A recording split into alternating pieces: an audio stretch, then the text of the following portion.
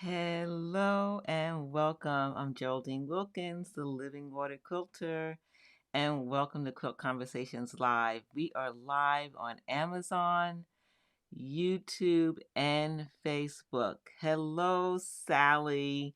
Welcome, Sally, over there on YouTube, and hello, Cindy on Amazon.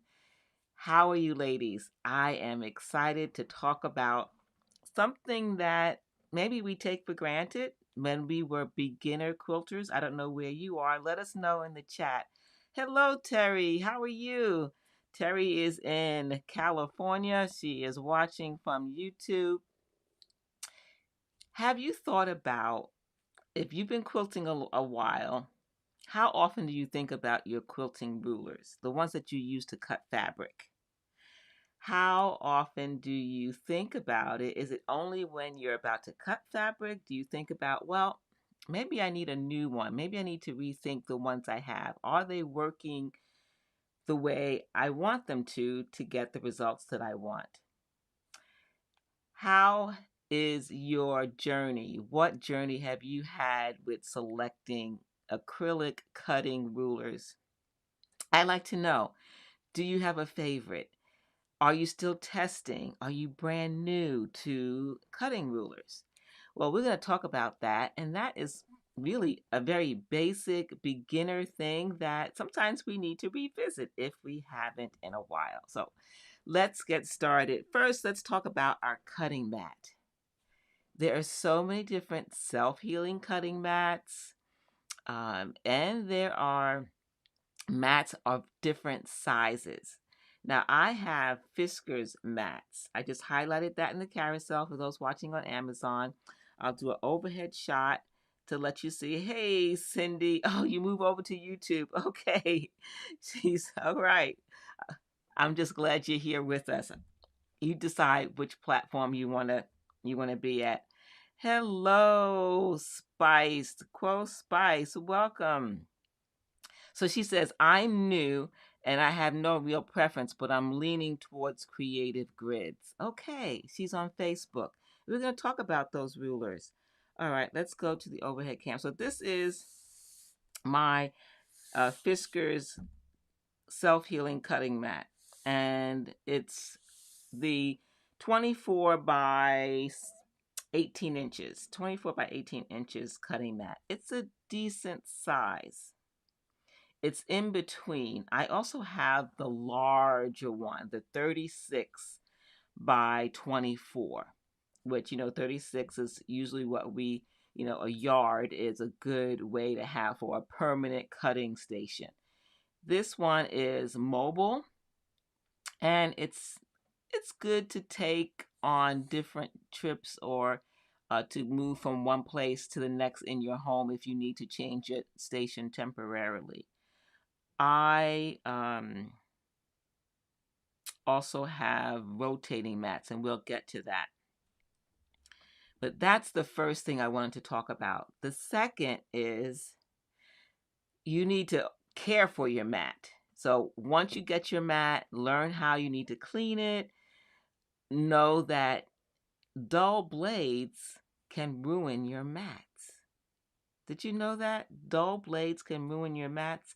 Hello, over there from Chicago. Val, welcome. I'm looking over here on the screen.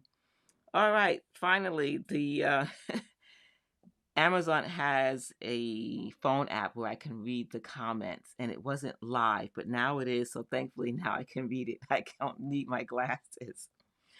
So remember, with your self-healing mats, they don't care for themselves. You have to make sure you use them correctly. So use a good rotary cutting blade. If it's dull, change out the blade.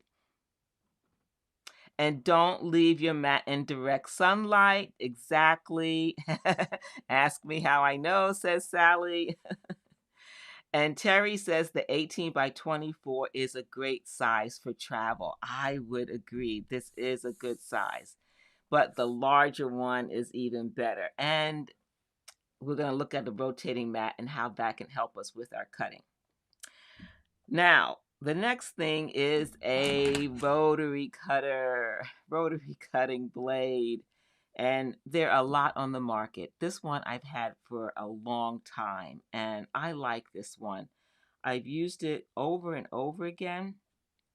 Let's go to this camera here. I like this one. I've had it for years. I put my name on it, and it has this protective handle, and that's important. The right use of rotary cut, they are sharp. You can injure yourself, so you have to be careful. You want sharp blades, but you have to be careful. Whenever it's not in use, you want to cover that blade. You uncover it, use it. When you're done, close it off. I have just scraped by the blade and have cut my finger.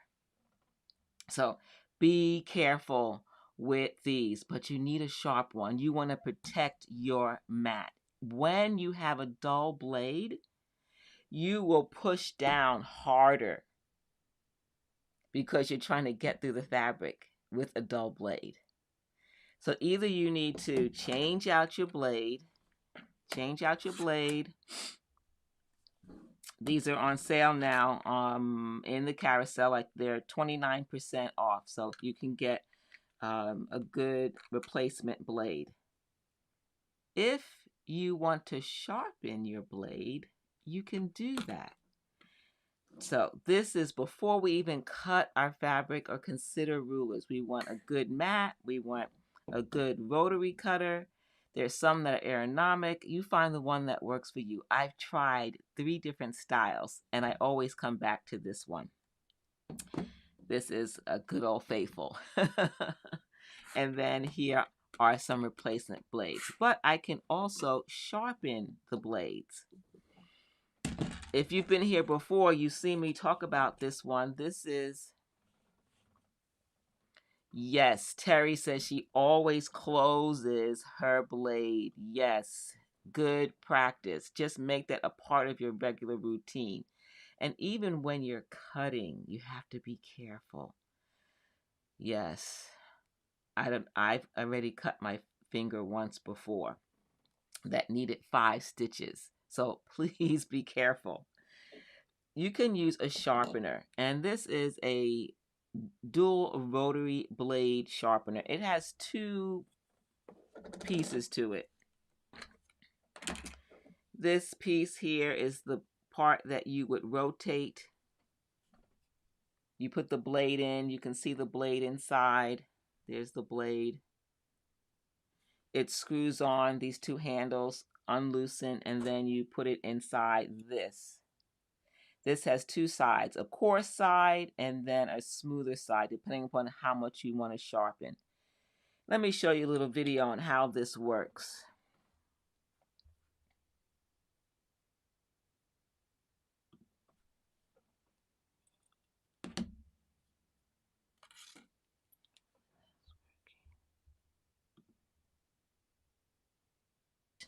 To your rotary cutting blades. They have instructions on the inside, step by step, how to put the blade in between the handles, and there's the 2 different sides, coarse side and a smooth side. So this fits right inside. Can you see the blade in there? Unscrew this. It screws very easily. And there's the blade. And then once the blade is in on top, it rests on the inside. You see how it rests right inside? Then I can just take the other handle and screw that on top. And once it's tightened, it's ready to be sharpened. And then you just twist. Twist, and you sharpen it. It's called a dual rotary blade sharpener. Twist and sharpen. Restore a razor sharp edge. Okay, so now you see how that works, right? You can choose to sharpen your blade or you can replace it. All right? Now, let's look at one of my favorite rulers. And it is the Quick Trim quick trim. It's a Creative Grid ruler. I love Creative Grid's rulers. This is the 3.5 by 12.5 inches. You can do so much with this ruler. It is a staple. I use it to cut binding. I use it to cut strips. When you take your fabric off of the bolt and you cut it, it's usually 44 by 42 inches in the width. You fold it in half twice and you can cut strips with this ruler. If you need just 1 or 2 strips, you can use this ruler. And you can use it to cut binding strips to sew them together. You can use it for trimmings, for so many different things. I love this ruler. Let's take a look at the ruler measurements. Hello, Wilda. How are you? So glad you're here on Amazon. Awesome. All right, so let's go to the overhead camera. So Wilda says she loves this ruler. Awesome. All right, so here's some fabric.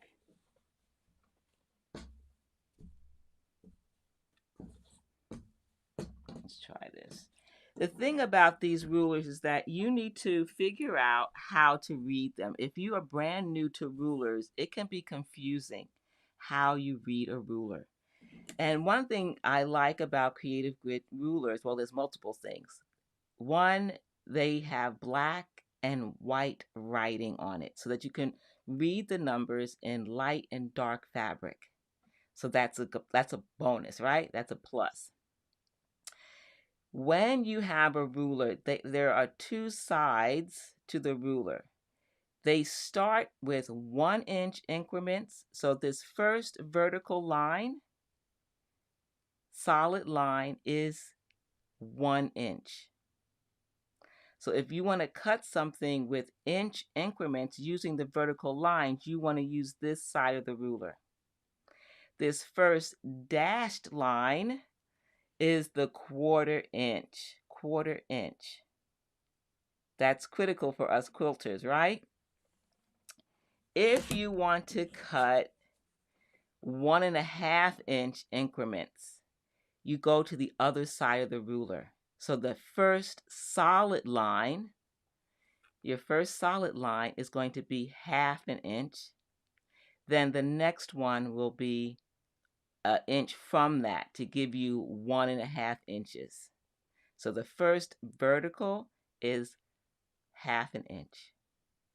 So if you want to cut 1/2 inch increments, 1.5, 2.5, which are common cutting sizes for quilting, then you're going to use this side of the ruler. So say I want to cut a 1.5 inch strip. All I need to do is line up the 1 inch line with the edge of the fabric because I'm on the side that starts with 1/2 inch. So that second vertical line is my 1.5 inch line. And then I just bring in the rotary cutter and I've cut a 1.5 inch strip. If I want a 1 inch strip, I'm going to use the side that starts with the first vertical line that is 1 inch. And I bring that first vertical line and I'll get a 1 inch strip. Easy, right? Okay, sometimes you don't use enough pressure. I'm not sitting right in front of it, so that's gonna happen. Whoa, there we go. All right. So when I cut binding strips, I cut 2-inch strips. Oh, that yellow on yellow doesn't look good, does it? Let me get a darker fabric. So we have a darker fabric. I think that works better. Okay, so I have a 2-inch strip. That's the size I use for binding. Let us know in the chat what size binding do you use? 2 inch, 2 1/4? What is your favorite binding size? Okay, so now I have 2 strips that are 2 inches, and I want to connect them for binding. How do I use this ruler to do that? You put both fabrics right side up. You stack them one on top of the other. Tasha says she uses 2-inch and 2.5-inch binding. All right. On these rulers are, let me get my pointer, 45-degree lines. There's a white one here, and there's a black one there. So again, you can use it for light and dark fabric. So a white 45 and a black 45. And then there are 2 that intersect. There's one here and one here that intersect. And when they intersect, they form a 90-degree angle right here. I don't know if you can see that. Terry uses a 2.25-inch binding. Never tried 2-inch. I guess it's personal preference. You know, I change my binding with strip based on how much batting I use and then how much of a binding I want to be seen on the front of the quilt. So I've gone back and forth. I started with 2.5, then I went to 2.25, and now I'm at 2 inches. So you see that 90-degree angle right there? That 90 degrees, we're going to put that right down here in this corner.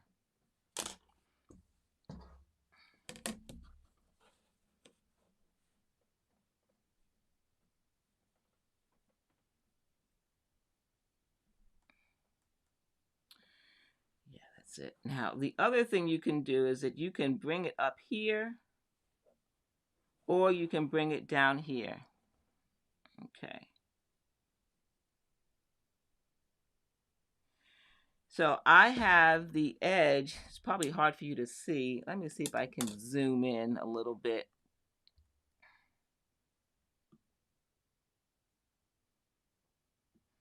Hopefully that's still sharp. But that 90-degree angle right here is in the corner of the strip, the 2 strips together. That's one on top of the other.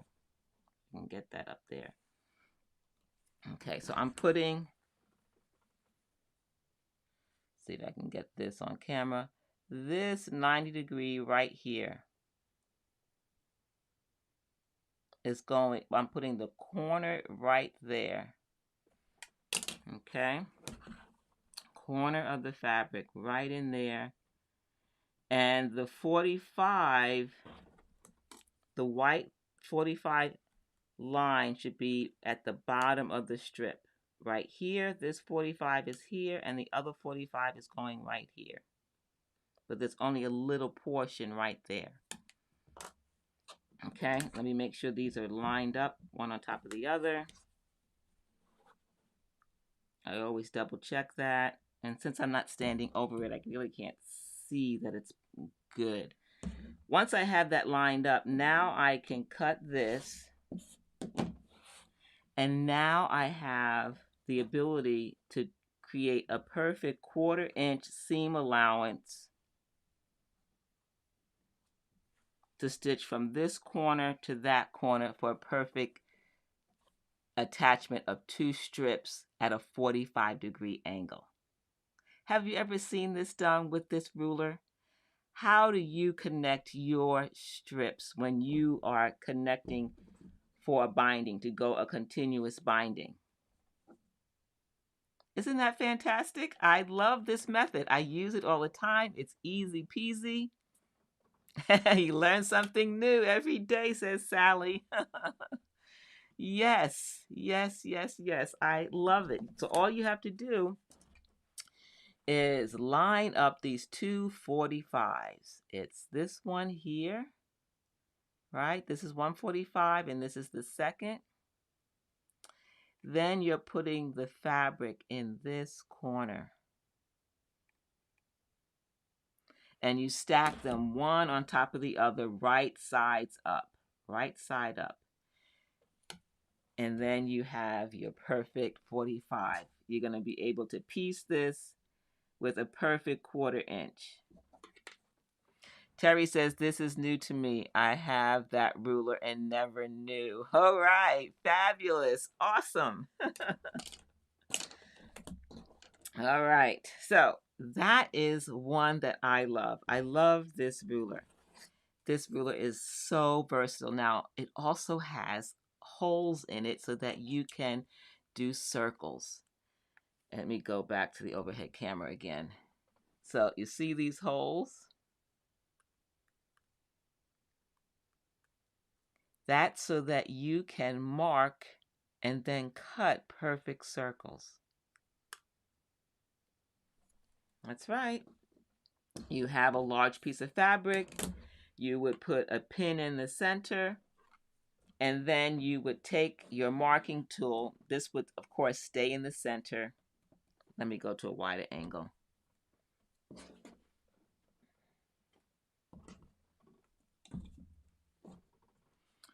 So you get some kind of pin, and you put the pin in the middle.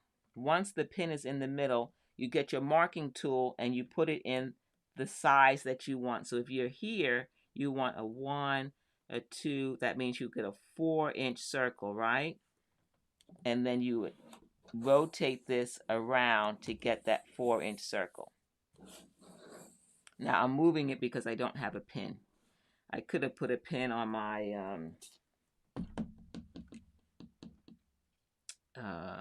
I have a wool mat. Let me go get that wool mat. I'll be right back.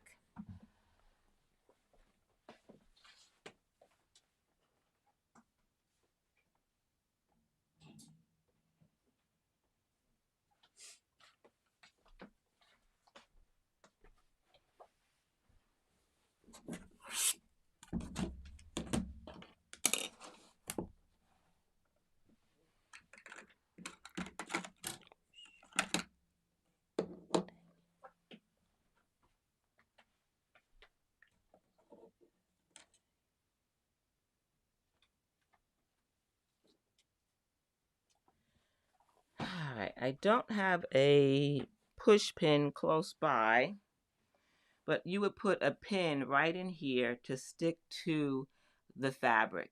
Once this is pinned, you'll be able to rotate this, put your marking tool on the inside so that you can mark your circle. I hope that makes sense. Let me know if that makes sense to you. Is it worth me going around the table and getting a pin to fully demonstrate that? But that is another option. All right. So Tasha says she uses Creative Grid's folded corner clipper to cut her binding or to sew them together. Thank you. I'm going to put that on screen, Tasha.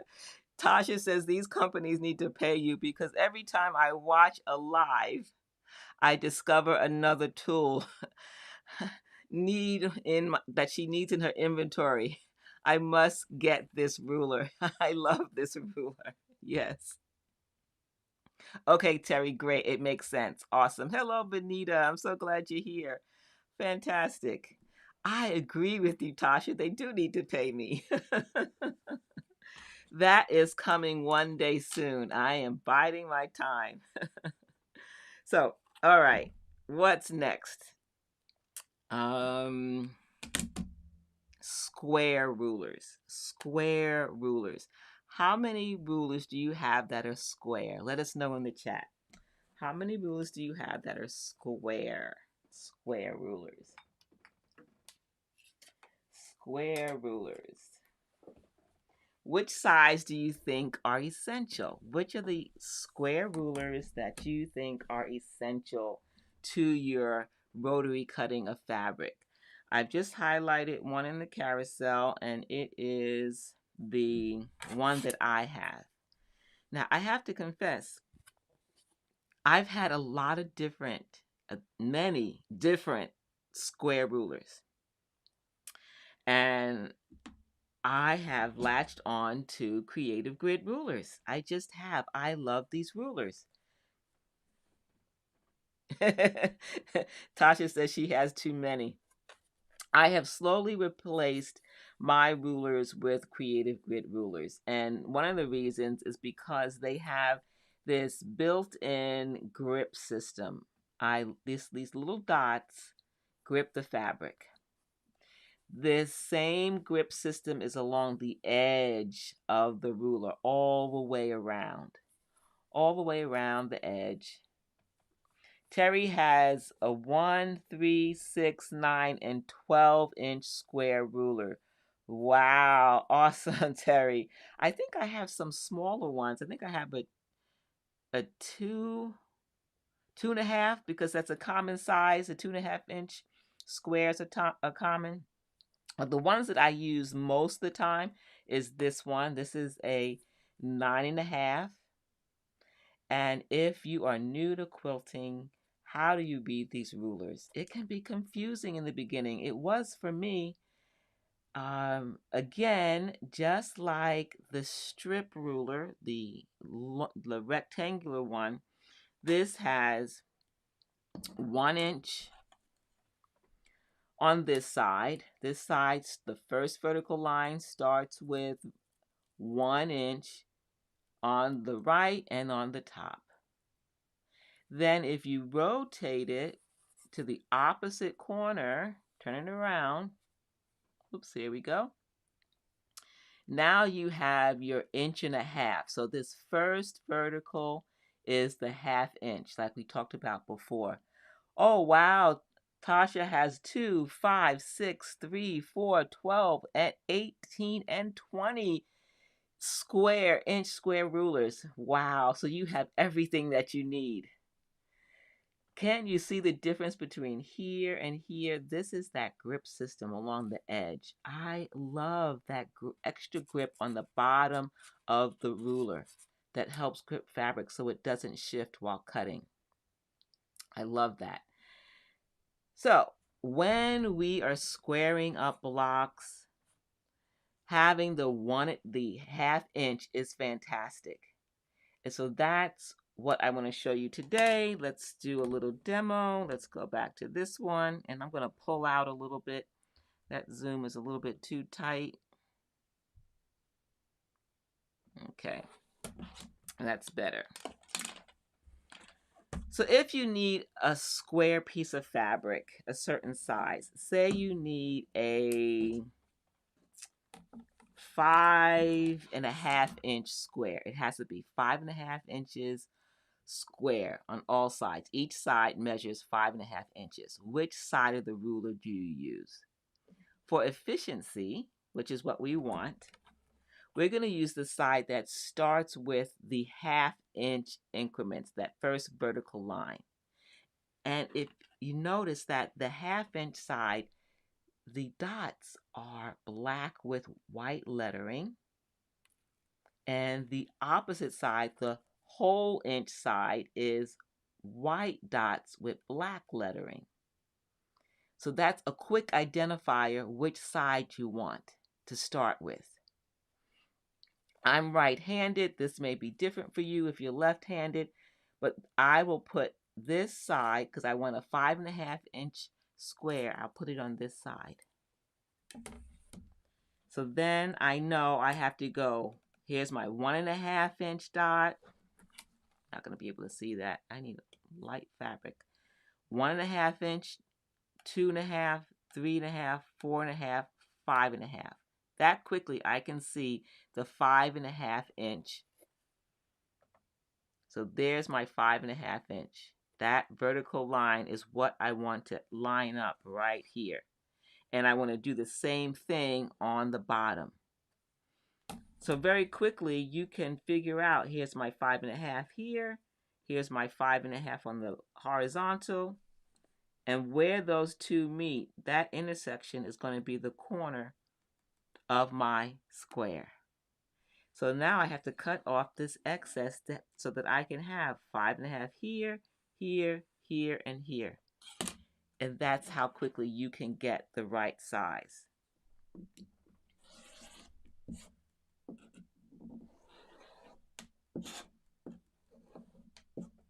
So now I have a 5.5-inch square that quickly.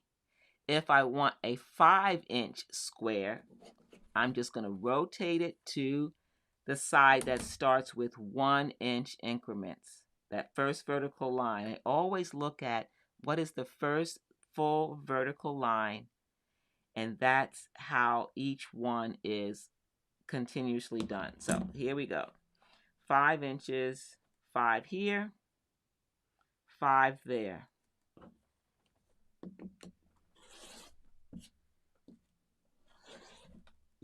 Now, for those of us who are quilters, the bonus when we are trimming a block, and we want, especially a block that's like for a star point, I love that they have this extra vertical dashed line to show us our seam allowance. So when you're trimming blocks and you want to make sure that that point is going to be in there when you sew your 1/4 inch, you're going to be able to see if that point is going to be nicked when you stitch the next piece of fabric to that star block. How many of you do that? How do you check your points to make sure that they're going to be visible when you stitch your quilt blocks together, or anything, even a curve or any other patchwork? We want to make sure what is going to be in the seam allowance and what will not be in the seam allowance. And you can check that with your ruler. Do you do that? Do you make a practice of checking, will my seam allowance be accurate? Do I need a scant 1/4 inch? Sometimes if my piecing is less than perfect, which often it is, I will check and see how far off I am. Yay, Lorraine. She says they're her favorites too. I love Creative rulers. So we need to square this off. This is the half square triangle. We can use our quilt blocks, right? The piecing in it to help us square it off accurately. And you do that by using... Oh, you're welcome, Pamela. You're quite welcome. This is the diagonal line that's going right down the middle of the square. Use these lines not only to measure the size that you want to trim to, but use them to make sure that your square, all your pieces are lining up. That this diagonal line is going to be half a triangle. Okay, so Terry says she does check when she is cutting, but also when she pins and sews. So she has 3 points, 3 instances where she's checking to make sure that everything is going to be pieced correctly. Fantastic. Awesome. You are welcome, Pamela. So I'm going to bring in this diagonal line right along that seam. And I want to trim this to, let's see, 4.5 inches. And I would look to see, here's 4, here's my half. Is that lining up? Here's my 4, here's the half, that's less. So I'm going to go, because I just did this for practice, so it doesn't have to be 4.5. Let's try 4 inches, so that everything is within that 4 inches. So here's the 4 inch. I want to make sure there's fabric all on the inside of this 4 inch square when I line up that diagonal line. And it is. So I trim off here and here.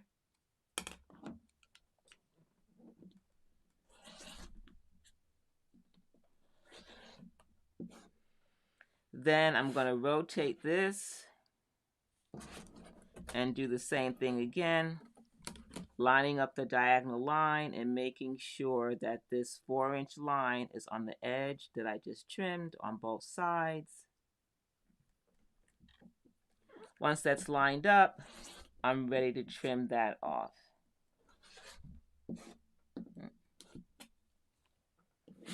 So now that's perfectly square. Fantastic, right?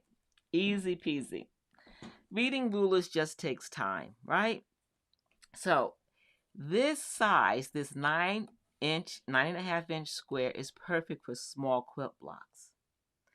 But would you take in and trim a block this small? Let's see if I can get this over here. This is why I like multiple sizes.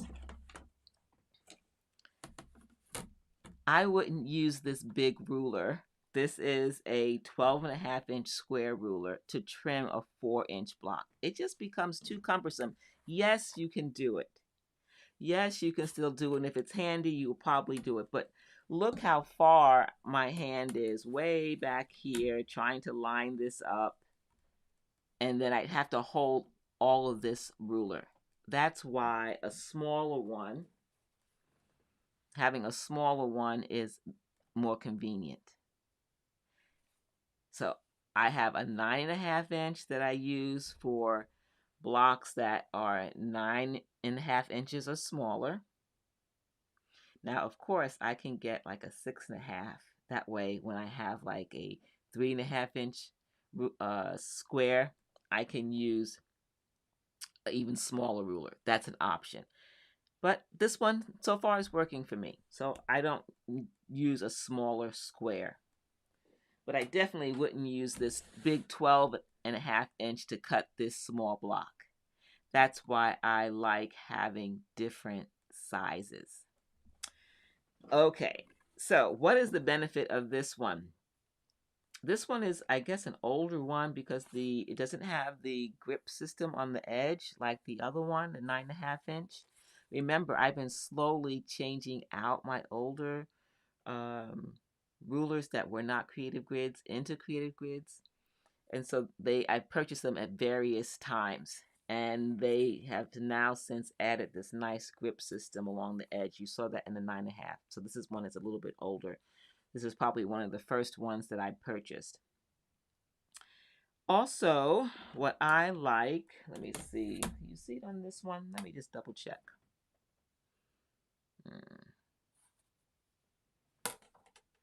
Some of the rulers have additional numbers on them. I don't know if you can see it on this one here. If I hold it up. There are additional numbers. Your 1/4 inch, your 1/2 inch, and your 3/4. I like being able to see that. Sometimes we have to cut things that are unusual sizes. We have our 7/8. All that, having those additional numbers helps us to measure accurately. It just takes time to learn how to read them, okay? So that's the 12.5. I love that one. That's one I use over and over and over again. And that's great for trimming larger squares. So if I'm doing half square triangle, again, if I want to make this a half dimension, I would use the side that starts with a half. And I want to trim this to say 6.5 inches. I'm lining up the diagonal line. And then I would trim, and just do the same thing again. So I love that, being able to do that. And then easily cut squares if I need to, or even if I need to do strips. Once the rulers start to get a little bit larger, you can use this to cut smaller strips and rectangles that you need for specific projects. So you can just come in here and line it up. I need a 1, 2, 3.5 inch strip, and I can come in and cut with this ruler if this is handy. But remember the quick trim ruler? 3.5 inches is a common size, right? So that's another reason why I love this quick trim. And I'll go back to this in the carousel. Because it is 3.5 inches. And so this is the size of the ruler. So you're just using it as your template. Then if you need 2.5 and 1.5, those are also common sizes. Again, this comes in handy. So I'm often picking this up to do quick strips for binding, quick strips for rectangles, or even for quick squares. If I need a 3.5-inch square, that would be easy for me to do with this ruler because this is 3.5 inches from here to here. Then I would just put the 3.5-inch line right here, and then I have my 3.5-inch square. So it's so handy, this quick trim ruler. Love it, love it, love it. Okay. All right. So we've talked about those. Then there are these larger rulers that you think, will I ever need them? These are ones that I use on a regular basis. And one is 20 inches by 20 inches, 20 and a half by 20 and a half. This is a big ruler. It has the same features as the smaller rulers. It's just bigger, right? Why is that critical? Have you ever tried, maybe you're making an art quilt or you're making a large a placemat or something that you want to be able to look at all the sides and make sure that the length and the width are exactly, you have 90-degree angles at every corner. And you want to check that not with your mat, you want to check it with your ruler because you're going to trim it. This ruler.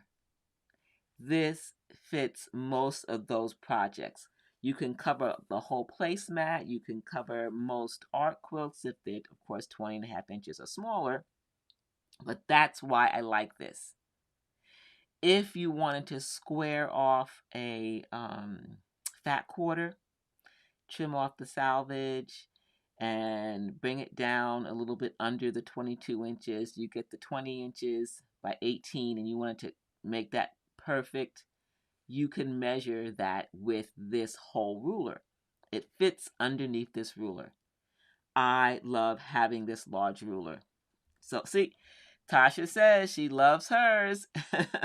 Comes in handy. Tasha, how do you use yours? How do you use your large ruler? What? Now, it's not something you use every day, but it's one of those tools when you need it, and you're glad you got it. I love this ruler. So I like using it for those kinds of things.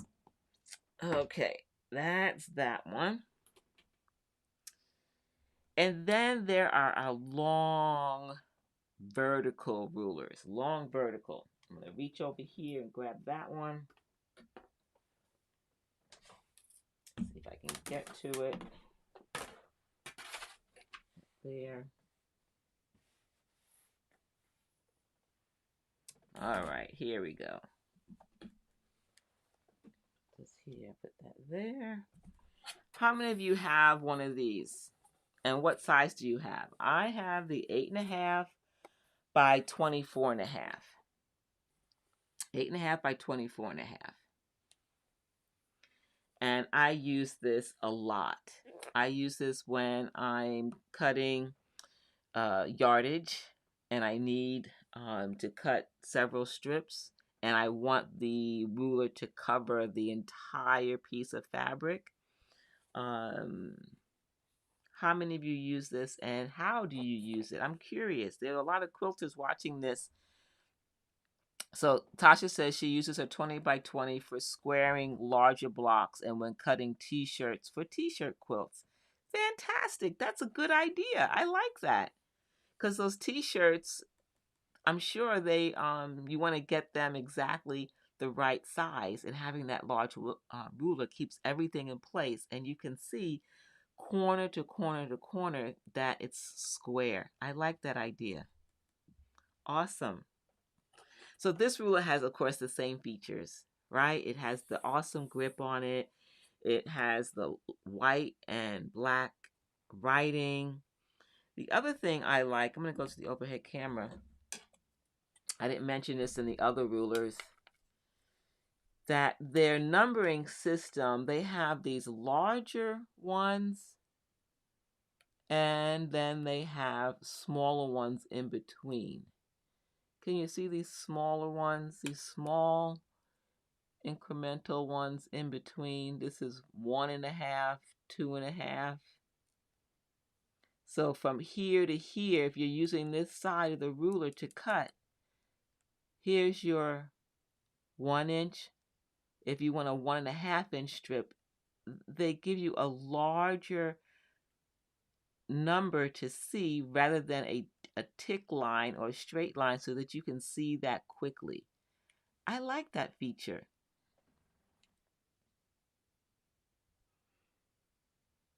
Okay, so Tasha says she has a nice complement of rulers. So she uses a lot of different sizes and she uses them in the same way that I do. So 1 inch, I like having the ability to cut from this side 1 inch increments and 1.5 inch easily when I want to do that from this side of the ruler. Now, of course, remember you can turn it to the other side and you're going to start with 1/2 inch. But look, they do the same thing here. If you're on this side of the ruler and you want to do 1 inch, here's your line right there. That 1 tells you this is where you're going to cut. You're going to put the fabric right here on this vertical dashed line to get 1 inch. Because sometimes it's on the wrong side and you think, oh, I'll have to rotate it. But you have that option to use either side, and they help you to do that by making these additional numbers and then changing the size so that you can quickly see 1 inch, 2 inch, 3 inch increments, quickly see 1.5, 2.5, and 3.5. I like those options. This is another reason why I like Creative Grid rulers. We all have our own way of using the rulers. They help us by giving us choices that's going to work well with our brain. Which way is going to work for you to be able to cut accurately? And so by having these additional options, that's why I like these rulers, because you can use it multiple ways. When you first get it, you look at it, you think, whoa, look at all those numbers. How do you use them? Step by step. Step by step. Start with simple measurements and then start to see how they have numbered. Why are there black and white lettering? Why are there black dots and white dots? Are the white dots, is there something consistent about them? Or is there something consistent about the black dots? I love the way they have put this numbering on their rulers. So this is fantastic. Let's take a look at how to use this one. Very quickly here. You know, you have to cut a strip for some reason or another. I can't think of one right now, but you maybe need to add an extra. You underestimated your binding strips and you need another long strip and you've measured it out. And now you're able to cover the whole thing so that you can trim off for your binding.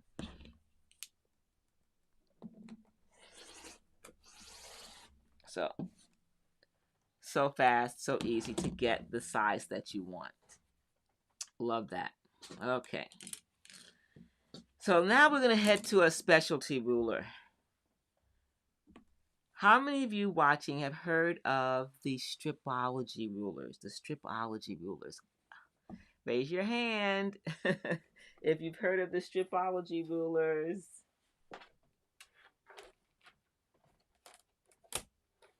We're going to look at this one first, and this one is called, well, should I look at this one or the other one? Let me start with the larger Stripology first, because this one is a little bit more involved. Okay.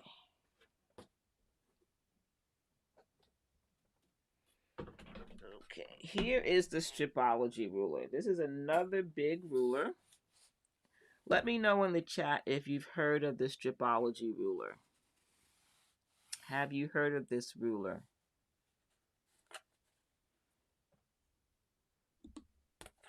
This ruler has slots that are a quarter inch apart, a quarter inch apart. So Lorraine says she loves the Stripology ruler over there on Facebook. So these are a quarter inch apart, these slots. You have an eyelet right here so that you can get the rotary blade on the inside. Clear numbering, top and left. And you have this system to be able to use, let me see, put it on this side. Yes, so Cindy says she knows about the Stripology, but she doesn't know how it works. Catherine says that she's used it to create slashes. Oh, fantastic. That's a neat idea. So here is another thing to look at. They've used this system where you can use the square and a star to cut consistent sizes. And it tells you right there that you can cut 2.5-inch strip cuts and 1.5-inch by using the star, using the square for 2.5-inch cuts. So we're going to go through that. Let's go through that real quickly. We're going to do this wide. You're not going to see me, but you're going to see my hands, but you won't see me as we cut, so you can see everything in action. Okay. I'm going to stand up. It's going to make it easier for me to cut.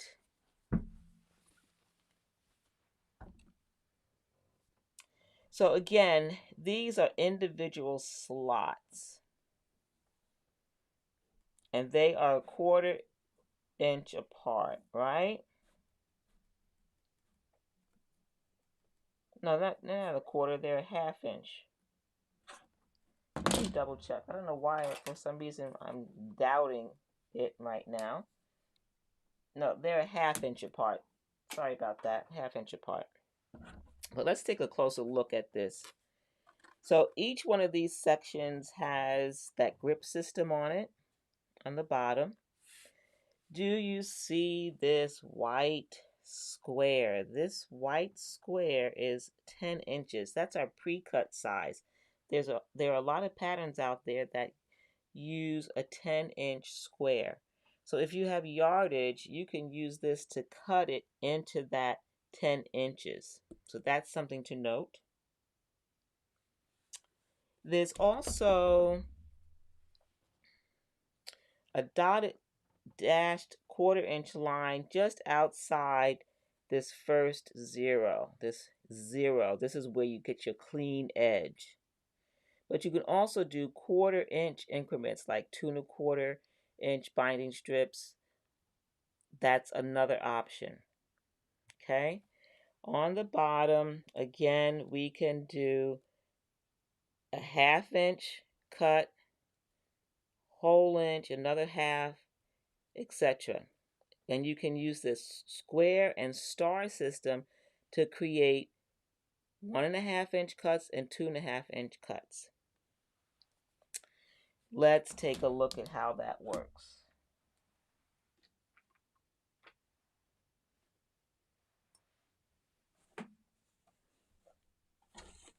Here's my fabric. Okay, so we're going to take fabric, and it still has the salvage on it. It's been folded once, and then it's been folded twice. Now, you want to make sure that the fabric, when it's folded, is not going past these teardrops, because then the blade will not cut the fabric. So often we will fold our fabric and only bring these up to, we'll leave a little gap here, and you don't want to do that actually. You want to fold them as close together as possible so that you can have enough space between this teardrop and this one here. Okay? That's a key thing. So let's put this underneath.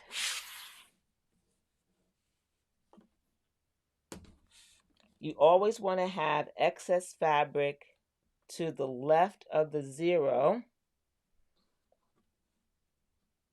so that you can start with a clean edge when you put the blade through the 0. You're going to line up this first line where it says number 2. There's number 2 over here. And then you're going to have the 0 with some fabric to the left of the 0. So you line up the fold here, and then you're going to check up here to make sure that this is parallel. And it is. It's parallel here and it's parallel there. If it's not, then you have to refold your fabric. Then you want to slightly slant your blade, place it in first, then cut. I didn't hear it cut all the way through, so I'm going to do it one more time. Okay. Now, if I want to do 2.5-inch strips, all I have to do is look for the square. I'm going to use the square down here. So here's the first one at 0.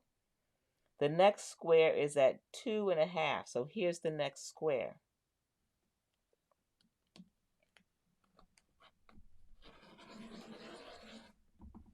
And then I look for the next square. Another 2.5-inch strip. So now I've cut 2 2.5-inch strips.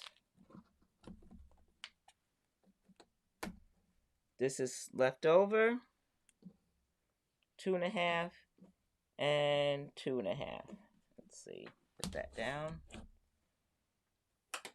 Bring this in here. I didn't catch that. I know I didn't hear it cut earlier. I'm going to turn this. And there's a reason why sometimes it won't cut. It depends on how you're holding the blade. Okay. All right, so here's a little lesson about when you're cutting. If you notice the blade, there's more blade here at the top than on the sides. So if I start like this, I'm using the biggest part of the blade. But sometimes what will happen is that you'll go like this. You'll put it in, and you'll start with the biggest part of the blade, and then your hand will do that. And now it's not gonna cut through all of the fabric. It's only gonna cut through maybe the first couple of layers. I had 4 layers of fabric there, and so that's what happened. I should have kept my hand up so that all that larger part of the blade is going to go through all sections of the fabric. Does that make sense, everyone? Okay, so if you go like this, you're going to get the biggest part of the blade to cut through all the fabric. When you do this, you're not going to get through all the fabric if you bring your hand down. So keep it up, keep going. Do not do this. Okay? You don't want to start up here and then go down, because then you're not going to get all the layers. You want to keep your hand in the same position to use the biggest part of the blade. Okay, so after we've cut those 2.5-inch strips, we can use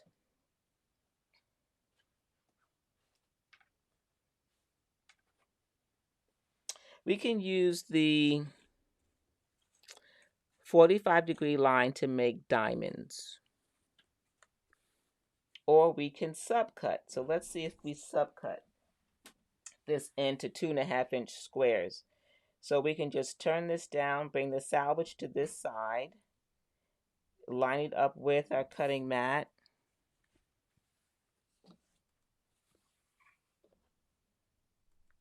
Put them about, yeah, I think that's good, far apart like that. Then we bring in our ruler, and then we make sure we line up one of the lines right along the edge of the strip.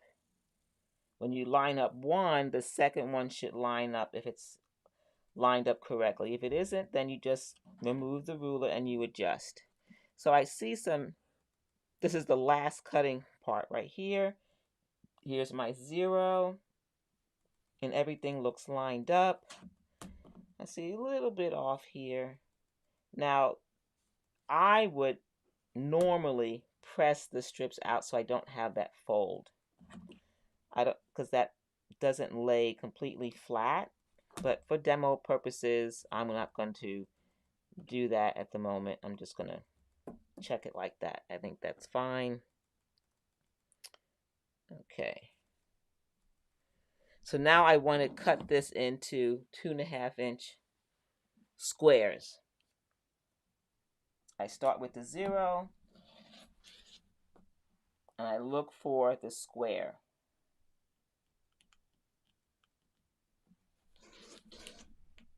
Square, square, square, and square. So you don't have to say 1.5, 2.5. You just look for the squares, because both of these are common sizes, 1.5 and 2.5.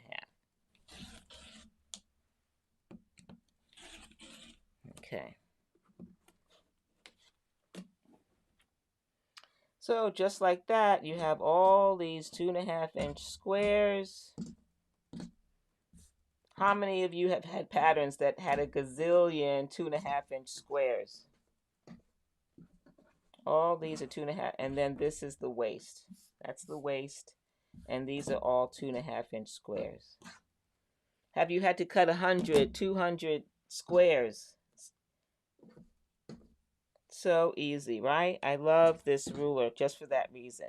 Okay. So that's a basic introduction into the Stripology ruler. So that's a basic introduction to the Stripology ruler. There's so much more you can do with it, but start with the basics. Learn how to use the numbering system, how to use the star and the square to cut those strips. And you get through cutting so quickly. All right, so the same thing would apply to those who make what? 2.5-inch binding strips. You can just cut through those strips so fast. Thank you. Tasha, thank you. Please do so. Thank you. I appreciate that. Okay, now the next one, the Stripology squared. Have you heard of that one? How many have that Stripology squared? Do you have the Stripology squared? That is this one. It's a smaller version. It can do the same things that I just did with cutting the strips, sub-cutting into squares, into rectangles. But you also get ways to square off blocks. Let me show you. All right. So right away, can you see those black squares? These are whole increments. If you need to square something off, that's 3 inches square, 4 inches square, etc., etc. That's what the black squares are. When you want to square off something that's a 1/2-inch increment, you're going to use the white squares in the center. See that white square in the center? White square. And then you can use the horizontal and vertical line also to square it off, to help you in squaring it off. And you can use a diagonal. See those dashed diagonal lines? That also is going to help you square off your block. But there are also some black lines as well. So that's another way. Let's take a look at this one. And we would do, isn't this a fun fabric? Remember, we can do exactly the same thing. We have our, let me move this. You won't be able to see it. Here we go. We still have the same square and diamond star for cutting our strips. We always start with the 0, and we have our 1/4 inch dashed line on the outside. Same system. And when we're cutting to square off, can you see the numbers? Let me see if I can do this. I'm going to go to the other overhead, this one here. We have, let's see if you're going to be able to see it with that fabric underneath a little bit better. Yeah, I think that's better. Here's your 4.5 for squaring off. Then here's your 6.5. It's white. In between that would be our 5.5. So 4.5, right? And then so forth.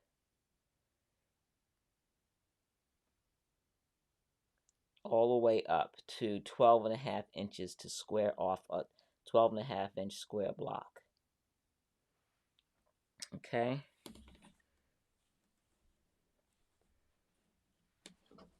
So, again, we want to cut some strips. We do the same thing. We fold the fabric. We line up a horizontal line on the bottom, making sure that we have our teardrop here. I can bring this up a little bit higher here. Okay, if you're watching on Amazon, welcome. So glad you're here. If you have a comment, let us know. Pose your questions in the comment section. We'd love to chat with you. Bring that back down. Okay, here we go. All right, so you're always checking to make sure it's lined up here and here, you know, that you have parallel lines, that everything is matching up. And then you're going to always have fabric to the left of the 0. You put it in, you keep your hand up all the way so that you can cut through each layer of the fabric. I'm going to cut a 2.5 inch strip. So I started at 0. I go to the next square.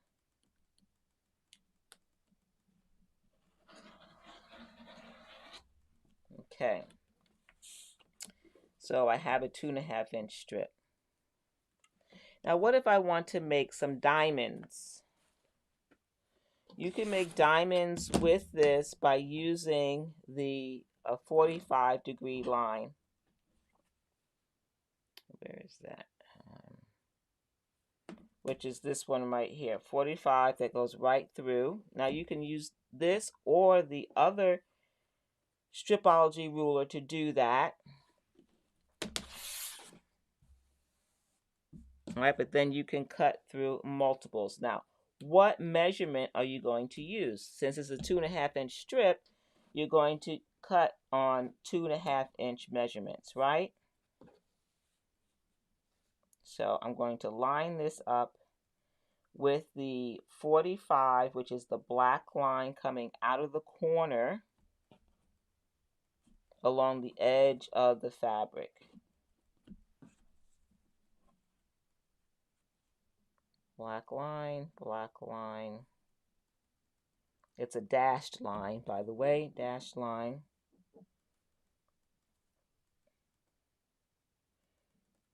Okay. Here and here would be 2.5. Yep, I did do that right. Let me see. 0 and then 2.5. And then another square, right? and another square, and another square. Now I didn't go far enough on that one, so I'm going to move that up just a little bit here.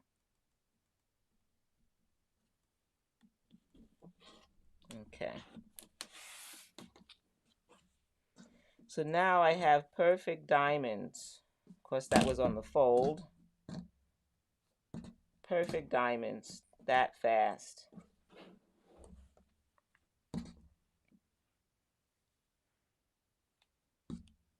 And since it was folded, I get this many diamonds at one time. Okay.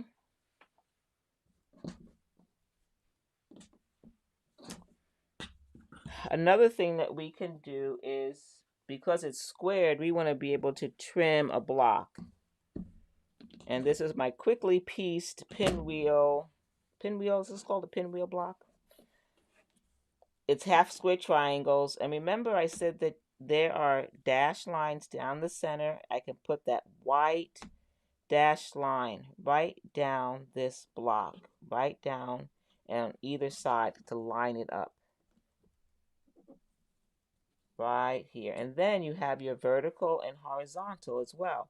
So all of your seams are going to be lined up so that you can square this off perfectly. Now, what can be confusing about this is that you're like, okay, well, how do I trim it? I can't go this way. That's because you have to do left and right or right and left first, then turn the block and do the other two sides. So you do two sides at a time. So, and you'll see the numbers. There's 8.5 here and there's 8.5 here. So this was already trimmed, 8.5 right here. If I was doing, say, 6.5, I would see 6.5 on this side and 6.5 on this side. And let me show you that in the ruler. So here you can see the 6.5 on this side. And then when you scoot over to the other side, you're going to see 6.5. So you're going to cut on that side, and then you're going to cut on this side. Then you rotate the block, and you repeat the same thing. Or you can use a rotating mat. Bringing a rotating mat, that way the block stays in position. You line everything up. And this is a 12.5-inch square. You cut. Let me bring this back. So you would cut and cut. Then you'd rotate it and bring this back and do the same thing. Line everything up on the diagonal, down the center, and then you'd cut and cut. So 4.5 all the way up to 12.5.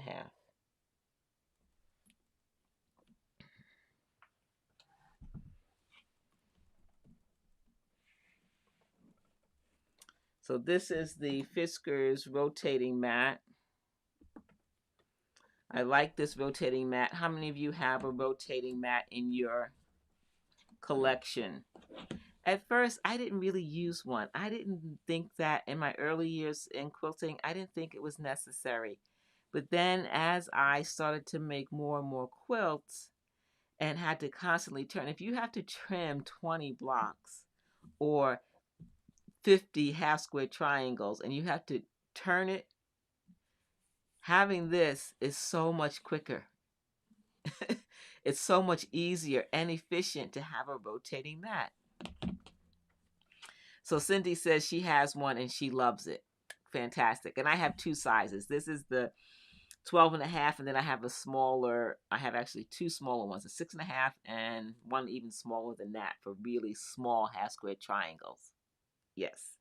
So I love these rotating mats. So Terry says she has a rotating mat and uses it for trimming. Yep. See, we all agree. One of those essential tools.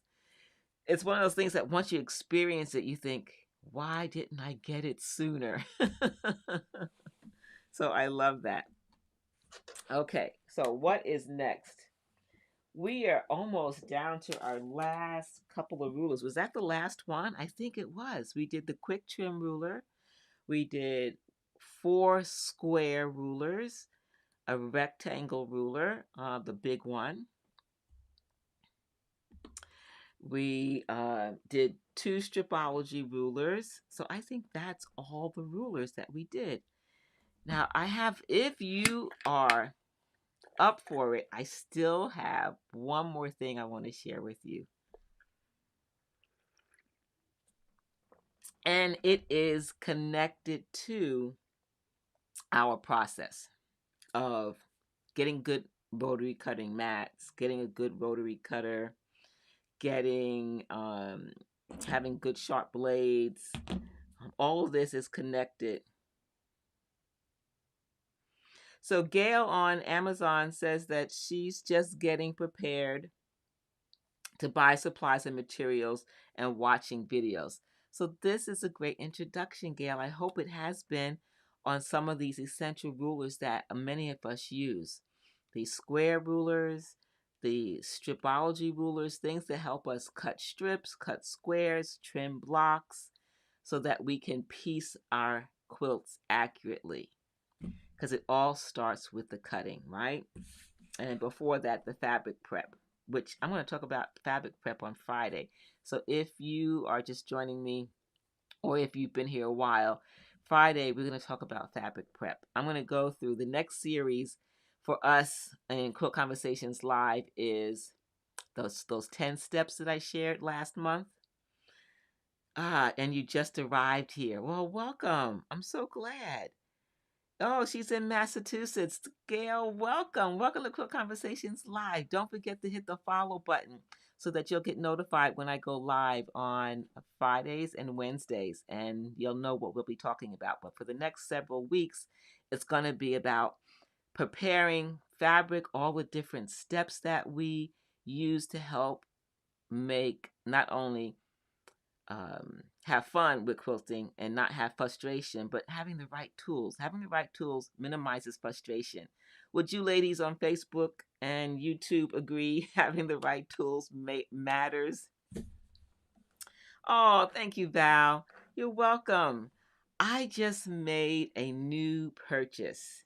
If you missed my live demo last week, a couple of days ago, I think it was Sunday. I forget, the days are running together, but it was maybe a week ago.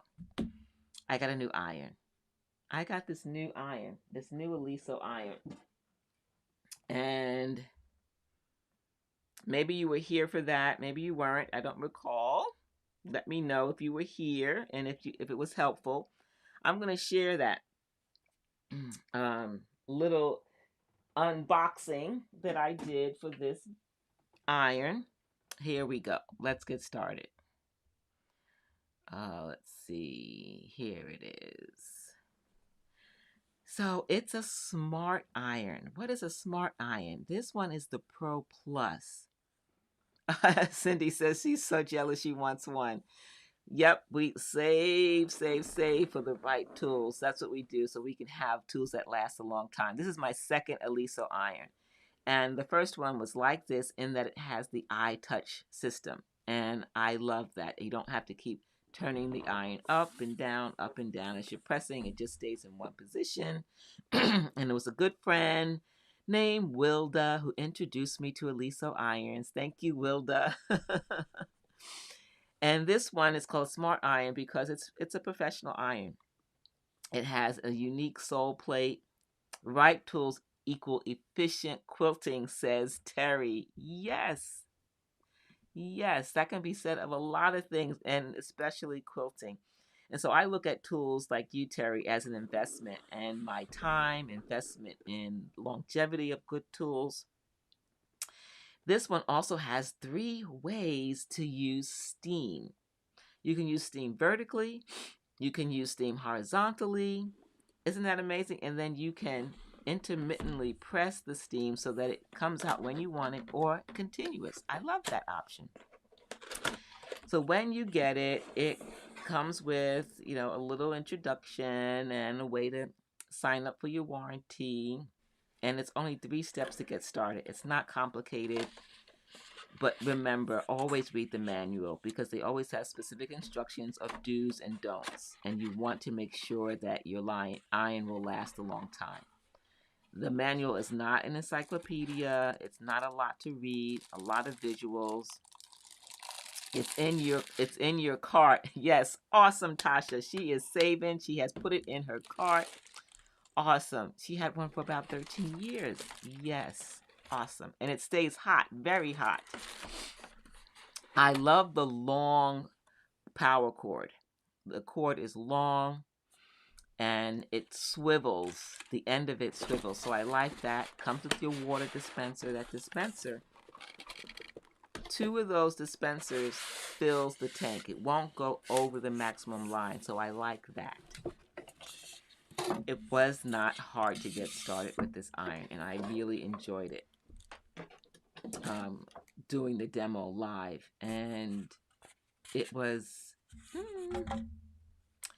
I think, I did have a little challenge in that I did not follow one of the instructions about using the steam setting. There's only one setting for the steam, and that is linen and cotton. So I was waiting for the steam to happen, and it wasn't happening. And then I realized I wasn't on the right setting. So pay attention to that. If you want to use steam, there are 3 different levels of steam, but in order to use steam, it must be on linen and cotton. And when you see that on the dial, that's the fabric dial right there, it will show you the little steam. So the other fabrics don't have that emblem. They don't, so then you know you won't get any steam. Exactly. So make sure you have it on the right thing. And there's where you put the water in. And another thing that's important with this iTouch system is that when you touch the iron, it will lower so that you can press. When you let go, it raises. So that's good to know. It won't have contact with the surface or your fabric. And then it has this interesting sole plate. It's called diamond ceramic sole plate. And you notice the holes are along the edge rather than all inside the center. That way you don't get a lot of those dots that you can get with steam holes in your fabric. So that's another professional feature where they change the way the steam works in terms of the holes on the sole plate. Now, let me see. Did I include? I hope I did. No, I did not. Let me see if I can get. I thought I added the demonstration where you actually see the steam. It's really powerful. I'm going to look for that right now. I think I have that available. Let's see, because you're going to see how powerful this iron is. If I can find my, okay, here we go. I'm looking on my computer, folks. Pressing tools. All right. Now, I usually have these things ready ahead of time. I thought I had it all ready for you. Let's see. This one says 2 and 40. All right. So I'm going to try something. This is a large file. I hope it will play. Let's see. Normally I have to reduce the file size in order to play it live stream. Let's see if it works.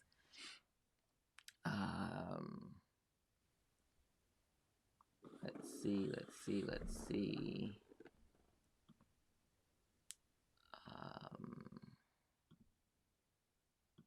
Hopefully it will work. As you're watching this one, I'm looking for the other one, so I'm looking a little bit off camera. Sorry about that.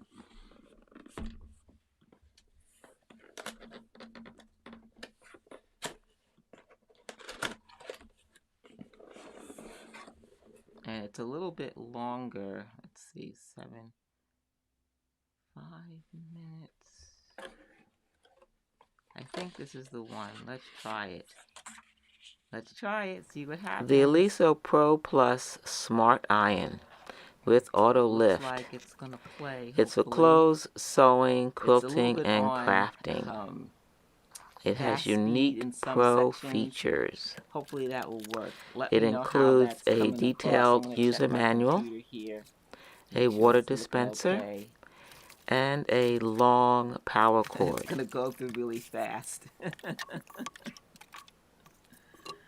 All right, it's the end. Use the top buttons to include water in your ironing process. This part you've seen already. This part in the beginning. The last selection on the fabric dial is for steam. That I mentioned, you know, the water tank, and you can also spray water onto fabric.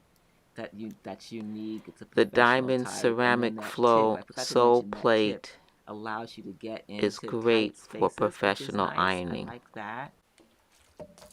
The long power cord with rear swivel makes it easy to maneuver the iron. Use a dispenser to accurately fill the tank. The iTouch feature, the iron to raise and lower at the touch of a hand. This is the iTouch, right? Let me make myself a little bit smaller here.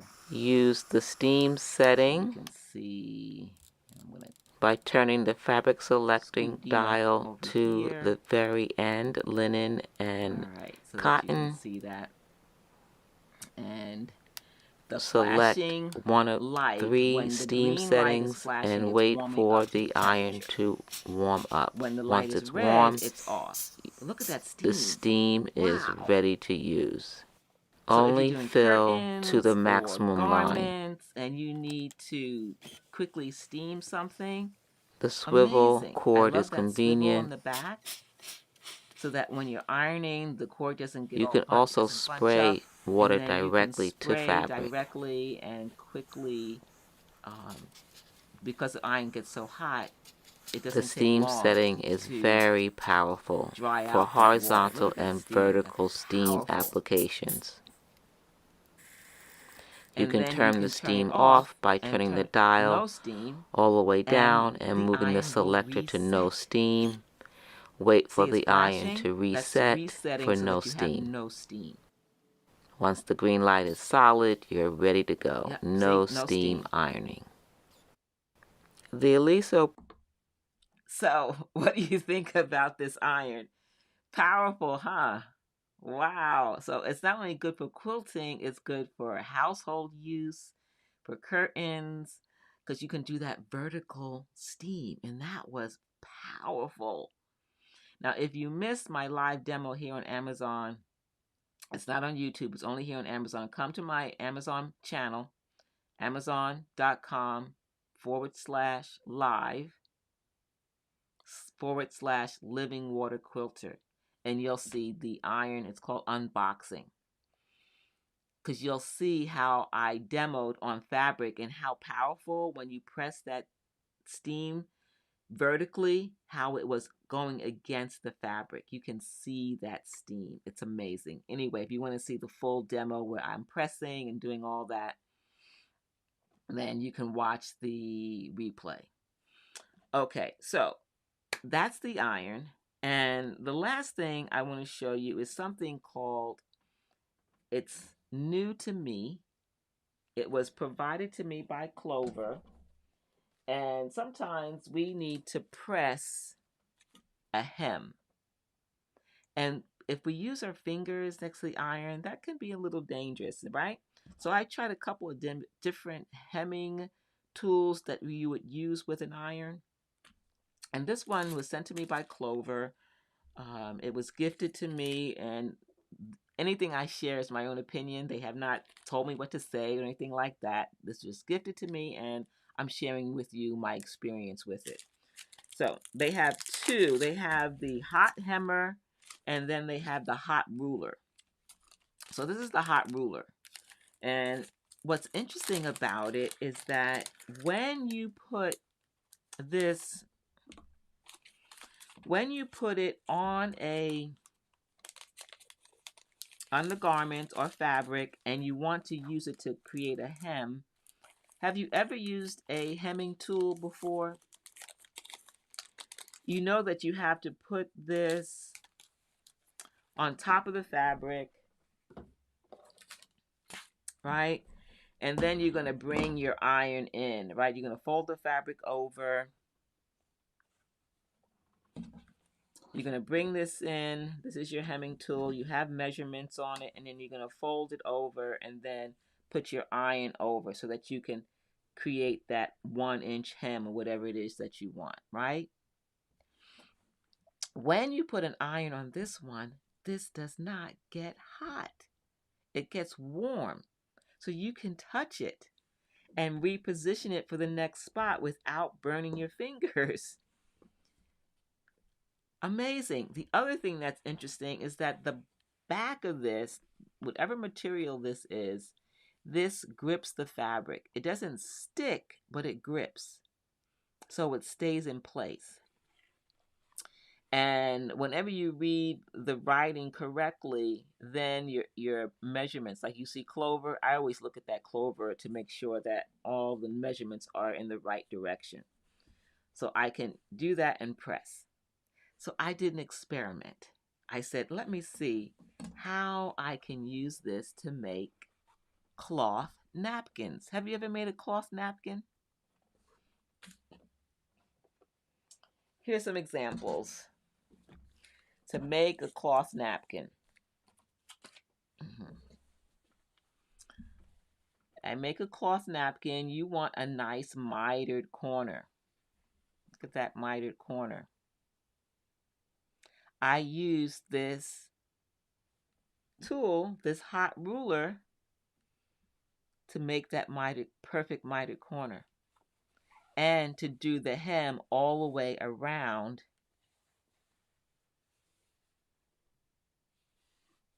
this napkin. Now this is a fat quarter.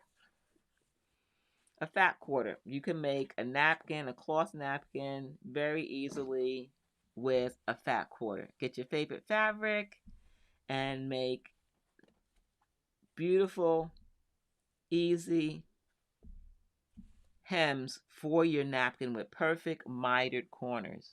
Look at that. Easy peasy, right? Well, it's easy, I found, with this ruler. Now, truth be told, I had to do it several times to figure out the technique that was going to work for me, and I'm going to share with you some of those tips if you like cloth napkins. Now, the other option I like is to make a cloth napkin that's half the size. So I made some that were half the size of a fat quarter. This is half, right, of this particular fat quarter. Depending upon which way you fold it is what size you're going to get. But this was also made with this hot ruler. Those amazing corners. And so I think of this as a purse size napkin or handkerchief, something I can carry in a to-go lunch bag, that kind of thing. So I like having something that's half the size. And since if you use pre-cuts, and the only pre-cuts that I really like to use are fat quarters, you can make these very quickly. Have you ever made, let us know in the chat, have you ever made your own table napkins, cloth napkins? Do people do that anymore? Do we entertain with cloth napkins? We might want to, with the way the economy is going. I bet you paper towels are so expensive now. So anyway, or how do you do the mitered corner? That's what I want to show you. So I started one right here.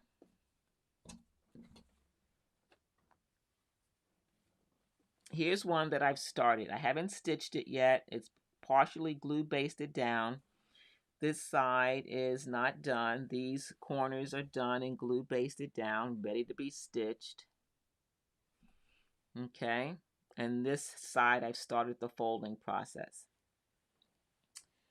You start off with your half. You don't need that anymore. So this is half of a fat quarter. And I take this ruler, making sure that I can read it, right? I use the edge of the fabric. You make sure it's trimmed accurately. When it's trimmed, you can use the measurements on the ruler to line up with the edge of the fabric. And so that's what I did here, to make it a little bit further beyond. Then I scoot it down, because I'm starting with 1 inches. And I scoot it until I get my 1 inch right here, lining up. Once I line that up, I put a little bit of pressure here to make sure that the ruler is completely inside. And then I press, and remember, this is staying in place.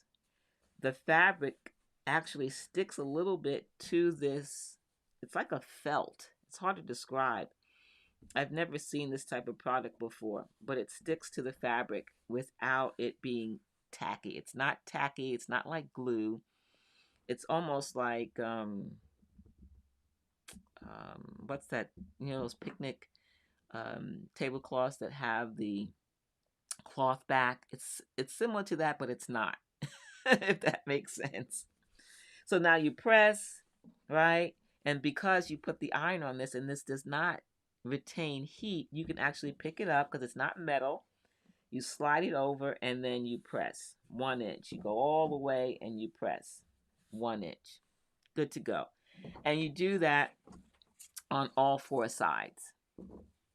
Okay, once that's done, then you're going to work on this corner here, or any corner.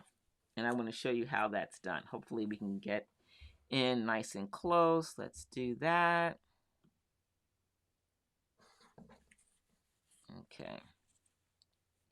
So I've pre-marked it so that you can see the steps. So this corner, this is our 1 inch hem right here.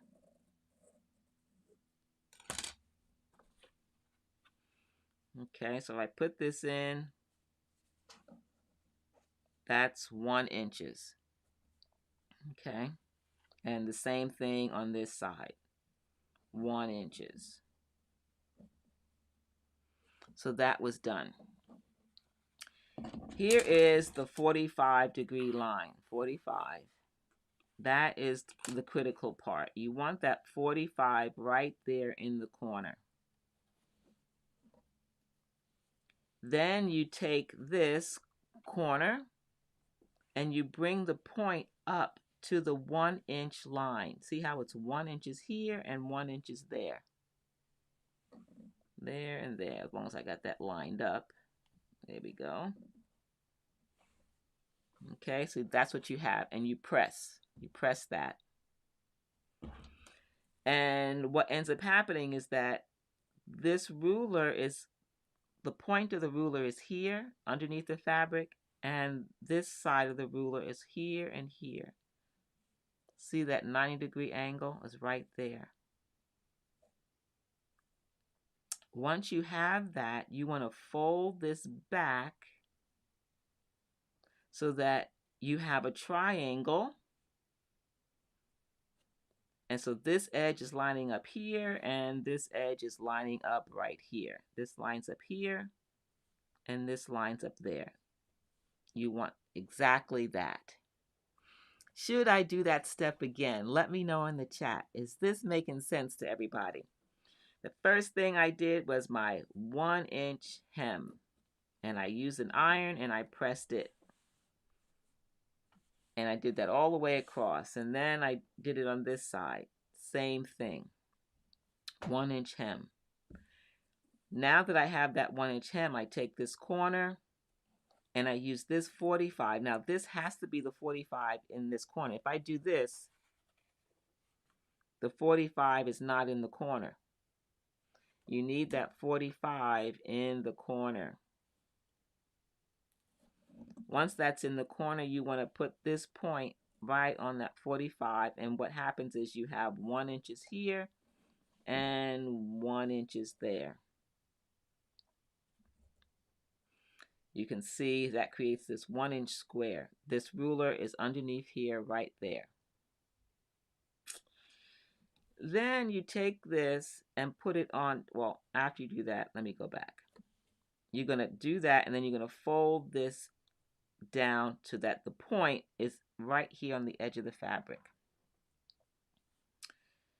Once that's there, you take out the ruler and you put it on top of that triangle. See that? When you fold this over, you have a miter, a 45 miter, just like that. You see how that has a 45 miter right there? And you have a 45 miter right here. 45 miter there and a 45 miter there. Perfect. Perfect 45 miter. Love that. Perfect 45. But you don't want raw edges. Who wants raw edges? Raise your hand. Not me, so I'm not raising my hand. You want to fold the fabric over to the edge of the ruler on this side. Then fold it over. Then you'll have a 1/2 inch hem. A folded 1/2 inch hem. See how it's lining up with the 1/2 inch? And you have your miter right there. 45 and a miter. You do the same thing here. You're going to fold it in half. And then you're going to bring that up. And it's going to give you that 1/2 inch fold. And the two of them together is going to give you that perfect folded mitered corner. Now what I would do is I would glue base this down, which is what I did on this end. I put a little glue on either side so it stays in place. I did a little glue basting here. Just use your favorite glue basting. And you then stitch along the edge to finish it off. Just do a top stitch. And your cloth napkin is done. Easy peasy, right? Was that easy? Did that help? Let me know. Let me know. What did you think about that tip about making cloth napkins with this hot ruler that doesn't get hot? You can touch it while you're using it.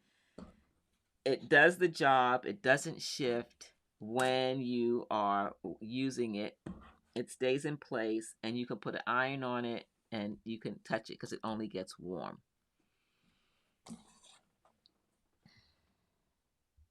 What's the best fabric for cloth napkins? Good question. Tasha, you know, I always say to test. And so I have here, this is a single-sided cotton fabric. I also took out some of my other favorite fat quarters. I will highlight that in the carousel. And that it's really going to be up to you. The first one is connecting threads, which has a nice assortment of blended cottons. It's not two-sided. It's one-sided like the example I showed you. And maybe that doesn't matter to you. Doesn't matter if it's a two-sided or one-sided. Now, I like batik fabrics. Batik fabrics are tightly woven, right? They're a little bit denser than most cottons. And it's two-sided. You're not going to have a side where you see no print and then you see print on the other. You're going to see print on both sides. And so I use these cotton fabrics as a way to demonstrate, but personally, I would test batiks. I would test out batik fabrics because cloth napkins, they're going to be used over and over again and washed, and they're going to get food on it and maybe beverages or sweat from a glass. You know, when you have something that's liquid, cold or hot, it's sweating and then it's going to drip onto the napkin. I mean, all kinds of things can happen to it. So I would say test out the different fabrics that you like. These are the batik foundations, and you can get these by the yard and then cut it down, or you can get their 10-inch stacks. Decide what size napkin works best for you. If you like to do pre-cuts or anything like that, but I like having fabrics that you can have two sides to it. So if I were to take out, say, this purple one, and these are the foundations, and you're probably already familiar. This is just for those who, who are new, that, both sides, it's the same thing. There might be a slight variation in color saturation, but it's essentially the same no matter what side you use it. So it's up to you. But I think a tightly woven fabric would be nice. So, and these fabrics were provided to me by Island Boutique Fabrics, who I was their ambassador for a couple of years in 2018 and 19. 2018 and 19, I was their fabric ambassador and pattern designer. So this is some of the fabric that's left over from that when I was an ambassador. And so the difference, look at the difference here. And I'm glad you asked that because I took out some fabrics specifically for that reason. This is another fabric that I like. It's by Riley Blake. And when I designed a quilt, I didn't design a quilt. Actually, I participated in a quilt along for a company. And in that participation as a designer, Riley Blake provided this fabric for the quilt that I made. So I participated as a designer, and this is their B Cross line, and it's a beautiful line of rainbow-like colors, right? And I like it. I like the pattern. It's a nice pattern. I don't know that I would make a napkin out of it, but I would test it and see what happens. You see how one side has this, the print is on this side, and then this side is the back. So does that matter to you? Do you want something that has a front and back? Say you want to do one of those fancy folding things. You're doing a special event and you're folding the napkin. I mean table napkin. If you're doing that, you may not want something that has a right and wrong side. So you have to decide what works for you. Yeah, you're welcome, Tasha. Yeah. It's a good question. I always say test. See what you like, see how it works. Stitch a small one, wash it a few times. And then I even thought about this. I haven't tried it, but let me know what you think. Tasha, would you do this? Would you use, and have you used ever, Scotch Gard? I use Scotch Gard on my furniture and things that I don't want to get dirty or wet or stained easily. Something that I know that could potentially do that, and it'd be hard to get it out. So like a mug rug, you can use Scotch Gard, right? Because you're using that for it's a mini tablecloth. You can use this for maybe a mini placemat. So Scotch Gard on a tablecloth, say a placemat, a mug rug. I don't know if I would use it on a cloth napkin because that's something that you're going to put on your face. But again, test, test, test, test, test. I just like the idea of seeing what will work and what won't work, and seeing if it's the right application. The last thing is and then we're done for tonight. I wanted to just finally talk about the hot hammer. I showed you the hot ruler, and that's this. This is the hot ruler. But this actually came second. The first thing they made was the hot hammer. This hot hammer. And the difference between the two, if you like the way the hot ruler worked, this one has a few more options than the ruler does. Well, it's shorter. It's not as long as the ruler.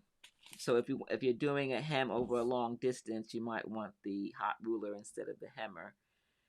But with this one, you have something to do round edges. Like if you're doing a pocket on a shirt or something like that. I don't do any garment sewing, but if you had to do a corner, you could easily do that here. If you're doing like applique and you want to round it off and you need to do it with an iron, that's an option. You can also use this to do the mitered corners because it has that 45, so it's convenient for that. So curves, corners, different hem sizes. But then this corner, when we make a bag and we want to box the bag, often we have to mark the fabric here and then cut off that square in the corner. This is a 2-inch already marking tool. So if you had a piece of fabric, this is say this is the bag that you're making and you want to box it off.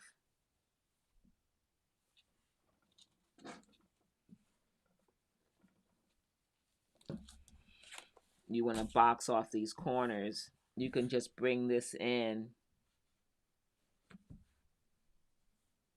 to mark it off and to cut. So that's an option there. But this will do the same thing as the hot ruler in terms of helping you with doing a hem. But it's just a shorter ruler. You have to actually move it more frequently because it's shorter. You know, this is 1, 2, 3, 4, 5, 6, 7, 8, 9, 10 inches. And this is 1, 2, 3, 4, 5, 6 inches. So you get an additional 4 inches to be able to do that. So that is the hot hammer. Again, you can put the iron on it. It doesn't get hot. It gets warm. And you can easily move it. And this doesn't scorch or burn. And there's some kind of, I don't know if you can see this on camera, but can you see the little bit of the fuzz that's on there? That's what's helping it grip the fabric so it doesn't shift while you're pressing the hem. So it's an interesting product. That is the hot hammer. All right. That was a long session, ladies. We are done. We have gone through all my favorite rulers. We've talked a little bit about my new iron and some new pressing tools. Thank you for joining me today. Those of you who hung out for the full 2 hours. I can't believe we've been here for 2 hours. But it's been fun. We've learned some new things. And if you're watching on YouTube, hit the thumbs up. Don't forget. Tasha, thank you. You are welcome. Another great live. You enjoyed it. Thank you for hanging out with me for 2 hours. Awesome. Awesome. I just noticed I'm about to hang myself here. We had a lot of good tips tonight for rulers, for pressing. Thank you for joining me. This is Quilt Conversations Live, and I'm Geraldine Wilkins, and I'm happy to share with you every week some tools and tips to help you get your sewing and quilting done with fun and without frustration. We want to move from frustration to fabulous, and having the right tools will help us do that. I'll see you in a couple of days. I'll be back. We'll have another Quilt Conversations Live. If you're watching on Facebook, don't forget to hit the like button. And if you don't follow me on YouTube, Living Water Quilter, come on over, join us. There's a whole bunch of tutorials, and both YouTube and on Amazon. Follow and then go to my channel and watch the replays. So if you missed any of the live sessions, everything is recorded and you can watch the replays. When you go to Amazon, you're able to find the tools directly in the product carousel underneath the video. So all you have to do is go to tools.livingwaterquilter.live to go to my Amazon shop to find all the tools I talk about.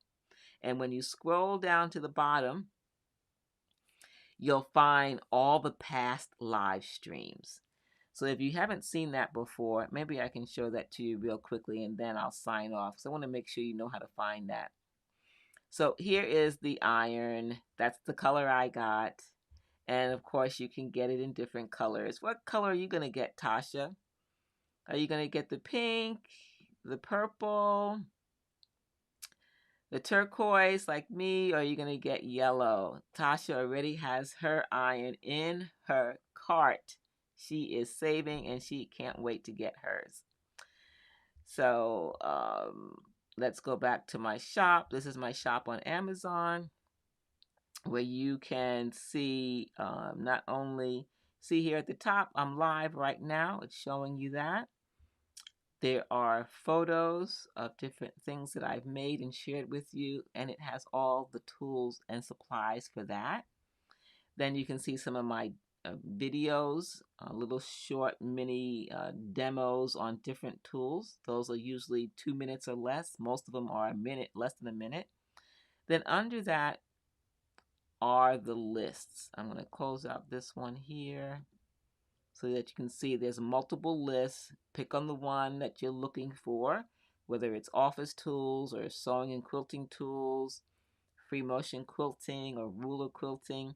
But if you scroll all the way, well, usually it's on the bottom. I guess they changed it. Now it's on the top, which is great. Right up here, it says view all my last live streams. You just click on that, and there are the past live streams. You can watch them. Yes.